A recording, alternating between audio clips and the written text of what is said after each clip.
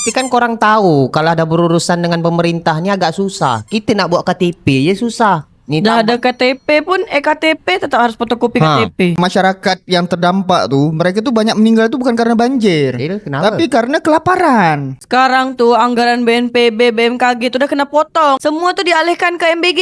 Kira-kira kalau diwujudkan Kementerian Bencana Alam tadi oleh pemerintah Indonesia, kira-kira isinya Dirjen apa aja dalam tu? Tapi ini yang tak kalah penting nih men, yang harus ada Apa tu? nih, Dirjen Perselingkuhan dengan Dirjen Tukang Parkir.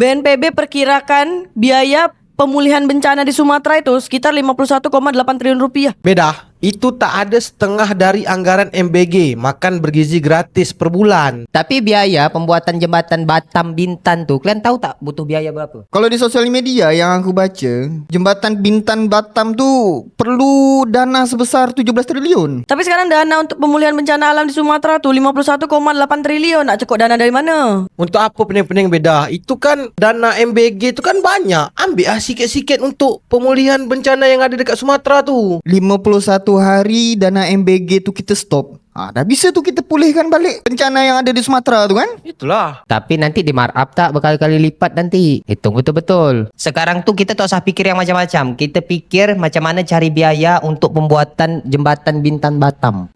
Kau ni memang tak ada solidaritas betul atas bencana yang dekat Sumatera ni. Adalah sikit rasa empati. Woi, wah. Kita ni cuma masyarakat biasa, tak bisa buat apa-apa. Cuman kita cukup berdoa je sama berdonasi aja. Korang tahu tak? Baru-baru ni pemerintah kan dah cakap, siapa pun yang nak berdonasi, nak rakyat biasa pun, nak artis, nak influencer, kalau misalnya nak berdonasi boleh, tapi harus lapor pemerintah dulu di atas 500 juta. Apa pula macam gitu? Jadi pemerintah tu perlu tahu korang tu berdonasi tu untuk apa, regulasinya untuk apa. Terus itu harus diaudit juga. Tapi kalau masih 500 juta ke bawah, nah itu audit pribadi. Tapi kalau dah 500 juta ke atas, nah itu yang harus diaudit betul-betul. Karena duit tu harus tepat sasaran. Tapi kan korang tahu kalau ada berurusan dengan pemerintahnya agak susah. Kita nak buat KTP je susah. Ni Dah ada KTP pun KTP tetap harus fotokopi KTP. Apalagi nak donasi urusan duit ni. Pakai fotokopi KTP tak? Dah ini pasti pajak punya kerja ni. Nanti pemerintah ambil pajak berapa persen. Habis tu pajaknya dibawa ke mana? Korang ni semua, cobalah kita tu positive thinking sama pemerintah. Korang masih ingat ini tak? Yang apa kasus apa Agus. Agus apa ni? Agus. Aku sedih banget.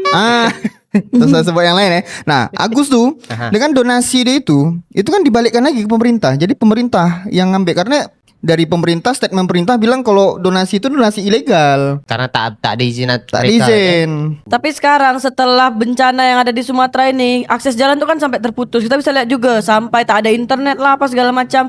Pemerintah tuh sulit untuk masuk ke sana.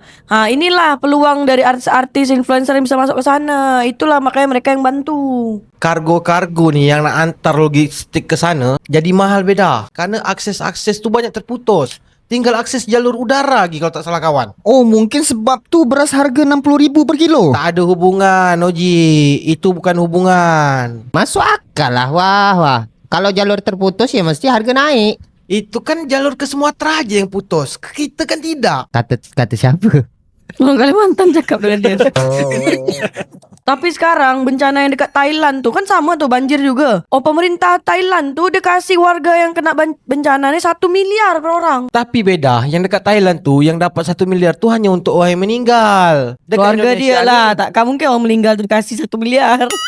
iya, apa guna dapat 1 miliar tapi meninggal? Dah meninggal. Tapi beda, pemerintah Indonesia pun ada juga bagi santunan kepada masyarakat-masyarakat yang kena bencana, yang keluarga ada meninggal. Berapalah yang dikasih pemerintah Indonesia tuh untuk orang yang meninggal tuh? Yang jelas tak 1 miliar. 500,000 tak? Gubernur Aceh tu cakap pun beberapa kampung dekat Aceh tu banyak yang hilang gara-gara dah tenggelam dah rumah-rumah dia orang. Gubernur Aceh pun cakap bahawa masyarakat yang terdampak tu, mereka tu banyak meninggal tu bukan karena banjir, Kenapa? tapi karena kelaparan. Nah itulah, itu akibat akses tu banyak yang terputus. Tinggal akses udara aja lagi. Tapi kan ada juga tuh Gubernur Aceh tu bilang dia dapat bantuan dari internasional. Dan itu pemerintah Indonesia pun tak setuju sebab kata dia belum terlalu nasional bencana dia. Pasal itulah aku tak suka sebab bencana yang dekat Sumatera tu belum dikategorikan bencana nasional. Mempal otak memang. Astagfirullahaladzim. Tapi beberapa hari bencana yang dekat Aceh tu, Malaysia dah kirim bantuan ke Aceh tu dalam kisaran 1 juta ringgit kalau tak salah kawan. Malaysia tu emang gitu. Kalau dah bantu orang, mereka tak tunggu itu bencana nasional. Bencana yang namanya bencana, pokok bantu. Berapa tadi Malaysia? 1 juta ringgit. 1 juta ringgit. Ferry Irwandi 1 hari dah 10M. Itulah gara-gara donasi influencer nih. Gara-gara influencer tuh berdonasi, jadi viral, bergejolak nih di Indonesia. Oh, mungkin pasal tu disuruh lapor ke pemerintah ya beda.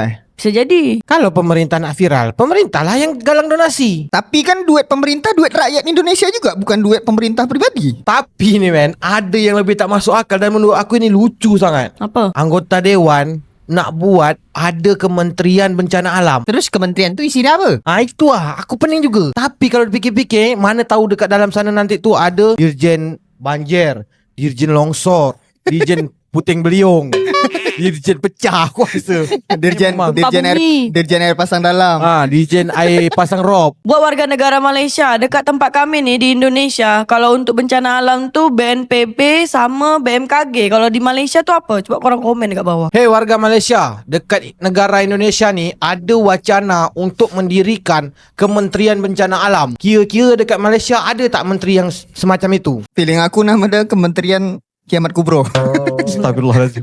Ya pula Korang komen lah dekat bawah, apa nama kementerian tuh di Malaysia. Tapi kalau misalnya ada Kementerian Bencana Alam, wah, terus guna BNPB tu apa? Guna SAR tu apa lagi nanti? Sekarang tuh anggaran BNPB, BMKG tuh udah kena potong. Semua tuh dialihkan ke MBG. Beda. Engkau tu harus jelaskan dulu apa itu BNPB, apa itu BMKG, apa itu MBG. Nanti masyarakat netizen salah faham. Nanti dikira makan dari pulau mana tu Halo warga Indonesia, Malaysia, Singapura di dunia nyata. Jadi BNPB itu Badan Nasional Penanggulangan Bencana. Kalau BMKG ini agak sulit sikit nama dia. Badan Meteorologi, Klimatologi dan Geofisika menyampaikan informasi mengenai perkiraan cuaca serta potensi dinamika atmosfer selama periode. Beberapa lah periode apa gitu. Jadi kalau di tempat korang apa nama dia? Tapi MBG dulu sekali. MBG itu makan bergizi gratis di Indonesia. Dan semua yang kau sebut kementerian tadi tu, ingat, dah kena potong semua. Tapi kan pemerintah Indonesia kan ada wacana tu nak buat Kementerian Bencana Alam. Nah, itu anggarannya dari mana wah? Dari anggaran MBG lah. Tak boleh wah. MBG tak boleh dipotong. Kau jangan suka-suka nak tekak engkau aja. Kira-kira kalau diwujudkan Kementerian Bencana Alam tadi oleh pemerintah Indonesia, kira-kira isinya dirjen apa aja dalam tu? Yang jelas nih men, yang harus ada tu dirjen angin topan, dirjen tanah longsor, dirjen banjir bandang. Itu top 3 tu. Tsunami, gempa bumi. Aku boleh usul tak khusus Kepri? Apa tu? Dirjen angin barat, angin utara, angin selatan. Iya, itu angin dia. Itu khusus luar Kepri biasa. kan? Kalau tak, sian Peta Mahdi. Kalau dah boleh angin kencang tak Tak, sebab kan kalau tak ada dirjen itu bahaya. Pinang ni di akhir-akhir bulan Desember tu banyak Betul. event di tepi laut. Betul. Ponggung banyak Iya, roboh. Betul. Jadi perlu tu dirjen angin barat. Kalau nanti kalau dah dirjen tu bisalah dicakap pawang Tapi ini yang tak kalah penting nih men, yang harus ada Apa tu? nih dirjen perselingkuhan dengan dirjen tukang parkir. Tukang parkir ini paling blowing nih. Kalau tukang parkir aku setuju. Ya, Karena kau buat dia. berarti tukang parkir yang dekat pasar tu langsung Kementerian Tukang Parkir.